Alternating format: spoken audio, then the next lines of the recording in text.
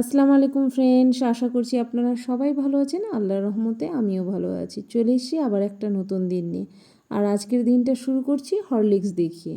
মেয়ে যাবে টিউশন পড়তে, তাই রেডি করছি হরলিক্সটা। তবে হরলিক্সটা হয়ে পড়েছে একদমই গরম। এখন ভাবছি কি করব, তো এই জন্য এতে সসপ্যানে জল নিচ্ছি। জল নিয়ে এখন এটাকে ঠান্ডা করব। এই যে একবার গরম করো, একবার ঠান্ডা করো। পারফেক্টলি কোনো কাজ না করলেই এটাই ভুগতে হয়, তাই না বন্ধুরা?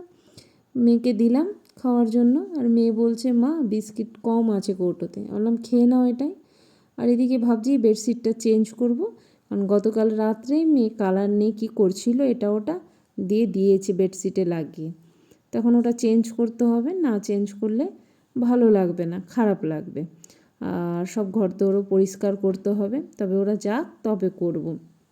আর ওরা যতক্ষণ না যাচ্ছে ভাবছি গতকাল রাত্রে যে চাল ডালটা ভিজিয়ে রেখেছিলাম, তো সেটার ব্যাটারটা রেডি করে ফেলি, কারণ কাজটা তাহলে আগিয়ে থাকবে আমার। আর আমি এই ডাইনিং টেবিলেই মিক্সিটা ঘোরাবো, কারণ এই ডাইনিং টেবিলের হাইটটা তো খুব সুন্দর, তাই সুবিধা হয় ঘোরাতে। আর রান্নাঘরে যে মিক্সিটা আমার তো সেই এসের উপরে থাকে, মিটকেস যেটা বলি আমরা, সেটার উপরে থাকে, তার জন্য না একটু অসুবিধা হয়। আর এই যে আমার ব্যাটার রেডি হয়ে গেছে। আর ব্যাটারটা এখন ফার্মেন্টেশন হওয়ার জন্য রেখে দিব, গোটা দিন হবে, রাত্রেবেলা খাবো। আর এদিকে মিক্সি টিক্সি সব নোংরা হয়ে গেছে। এদিকে আবার মেয়ে ডাকছে, মানে তাড়াহুড়ো লেগে গেছে কী করব কি না। এদিকে কর্তামশাই বলছে আমি মোটর সাইকেল নিয়ে যাই। তা বললাম যাও, কারণ গত রাতে যে বৃষ্টি পড়েছে, তো বলছে যদি জল থাকে তাহলে যেতে অসুবিধা হবে। তা বললাম ঠিক আছে যাও। আর এদিকে আবার গতকাল রাত্রে দুটো কোলগেট এনেছিল, একটা বড় একটা ছোট। তো ছোটোটা মেয়ে নিজের জন্য উপরে রেখে দেয়, আর বড়টা আমরা নিচে ব্যবহার করি। আর এদিকে কর্তামশাই পাশেই দাঁড়িয়েছিল, বলছিলাম যে আমার ফোন কেউ চার্জে দেয় না, এই নিয়ে কর্তামশাইয়ের কাছে একটু অভিযোগ করছিলাম। আর এই যে আমার ঘরদোর সব ক্লিন হয়ে গেছে, বেডশিটও চেঞ্জ করে দিয়েছি। ঘরদোর ক্লিন থাকলে কীরকম মনটা ভালো লাগে না? বেশ ভালো লাগে, তাই না বলেন বন্ধুরা? এই যে আর যাচ্ছি রান্নাঘরের দিকে, ওদিকে আমার টিফিনও রেডি হয়ে গেছে। আর আজকের টিফিন হচ্ছে দই চিড়ে। দুদিন ধরে যা গরম করেছিল, ভাবলাম একটু দই চিড়ে খাই, কিন্তু হয় দেখো দই লাগাবার পর দেখছি বৃষ্টি শুরু হয়ে গেল। আর এদিকে আমি প্রেসারে আলু সেদ্ধও বসিয়ে দিয়েছি, আলুর তরকারি হবে। আর এদিকে ভাতটা ফুটছে, তো চলুন খেয়ে নিই। আর এই যে খাওয়া দাওয়া করে চলে এসেছি, পটল ভাজছি, পটল ভাজা আর বেগুন ভাজা। এই যে বেগুন ভেজে রেখে দিয়েছি, আর এদিকে আলুটাও সেদ্ধ হয়ে গেছে। তো ভাবলাম আলুর জলটা ঝরিয়ে রাখি, যেহেতু আলুর দম করব। আসলে রাত্রেবেলা যেহেতু ধোসা খাবো, তো তার জন্য এগুলো এদিকে করছিলামই। ওদিকে মেয়ে ঢুকে পড়লো। মেয়ে বলল যে মা এতে টিউশনিতে এটা হয়েছে ওটা হয়েছে, মানে মেয়ে স্কুল থেকে আসুক টিউশন থেকে আসুক, ওর গল্প।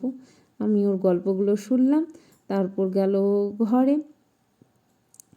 তারপর আমি কি বলে যে মেয়ের সাথে গল্প করছিলাম, করতে করতে গেলাম উপরে একটু কাপড় শুকোতে দিতে। দেখছি এদিকে আবার কর্তামশাই ডাকছে, তাই তাড়াহুড়ো করে কর্তামশাইয়ের জন্য দরজা খুলতে আসলাম। তারপর খাওয়া দাওয়া করে দুপুরে একটু রেস্ট নিয়ে বেরিয়ে গেছিলাম একটু আমার বড় ননদের বাড়িতে। এই যে এইটা হচ্ছে আমার ছোট্ট বন্ধু, আমার সাবস্ক্রাইবার। আমাকে নাকি দেখলেই এতে মোবাইলে দেখতে পেলেই আমাকে নাকি ডাকে। ওটাই বলছে ওর মা, মামিমা তোমাকে দেখলেই শুধু আমার বেটা ডাকে, নান নান নান নান করে। বললাম তাই, তাহলে দেখি আজকে তোমার বেটাকে তাহলে দেখাবো মোবাইলে কি বলছে, দেখবে। এগুলোই গল্প চলছে, ভাত খেতে চাইছে না। এদিকে আমার ননদ গল্প করছে। আসলে ননদের ছোট মেয়েটা এই যে এখানে বসে আছে, যে ওর একটু পা কেটে গেছিলো, দুটো সেলাই হয়েছিল, তাই ওকে দেখতে গিয়েছিলাম। আর সন্ধ্যাবেলা এসে নিয়ে বাড়িতে এই যে আমরা দুজনে মিলে এখন কি খোঁজা করছি, নারকেল ফাটার সরঞ্জাম। নারকেল নিয়ে এসেছি রাত্রেবেলা, যেহেতু নারকেলের চাটনি করব, তার জন্য নারকেল চাটনি করার জন্যই সরঞ্জামটা খুঁজছি। আর আমার ওদিকে কাপড় যে কেচেছিলাম, অনেক কাপড় হয়ে গেছিলো, তো সেই কাপড়গুলো গুছাচ্ছি। আর মেয়ে ওদিকে বসে মোবাইল দেখছে, আর আমার সাথে এটা ওটা গল্প করছে। আমিও হাঁ হুঁ মাথা নড়াচ্ছি, কিছুটা বুঝছি কিছুটা শুনছি না, এমনি করে মানে চলছি। সবটাও শুনি না, আবার সবটাও বুঝি না। হাঁ হুঁ করে কাটিয়ে দিই। আমার নিজেরই কাজ এত থাকে, ওর আর কি কত গল্প শুনবো। তো আমাকে দেখালো এটা ওটা মোবাইলে যে মা এমনি অমনি, আমি ঠিক আছে ভালো জিনিস। আর কাপড় আজকে বেশ কিছু হয়েছিল, তবে বেশ খানিকটা কাপড়ই ছিল আয়রন করার জন্য। কিছুটা গুটিয়েছিলাম আর কিছুটা এমনি রেখে দিয়েছিলাম। কাপড় গুটিয়ে বিছানা ঝেড়ে টেরে এই যে ঘর ঝাড় দিতে এসেছি। ঘর ঝাড় দিতে এসে এত গরম লেগেছে কি বলবো, একদম খারাপ লাগছিল, কিন্তু কিছু করার নেই, ঘরদোর তো ঝাড় দিতেই হবে। তাই ভাবলাম যাই ঘরদোরটা ঝাড় দিয়ে দিই। আর মেয়ে দেখছেই, তাই মেয়েকে বললাম যে এতক্ষণ ধরে মোবাইল দেখবে, ছাড়ো। বলছে আর একটু আর একটু আর একটু, এই তো ওর চলছে কথাবার্তা। কি করা যাবে, বাচ্চাদেরকে নিয়ে মুশকিল। না না, মুশকিল কিছুই না, ওর মতো ঠিকই চলছে। তো যাই, আমি ঘরদোর ঝাড় দিলাম, দিয়ে নিয়ে তারপর ফ্রেশ হলাম, ভালোভাবে ফ্রেশ হয়ে ঢুকে পড়েছিলাম তারপর রান্নাঘরে। ওই যে আজকের তো মেনুতে কী ছিল আপনাদেরকে তো আগেই বলেছি বন্ধুরা, যে আজকের মেনুতে রয়েছে আমার ইডলি আর ডোসা। এই যে ইডলি ডোসা বানাতে চলে এসেছি, বানাতে কি হয়েও গেছে আমার ইডলি ডোসা আর ইডলিগুলো এত সফট হয়েছিল কি বলবো। আর যে ধোসার থেকে ইডলিটাই বেশি সুন্দর হয়েছিল আমার মনে হলো।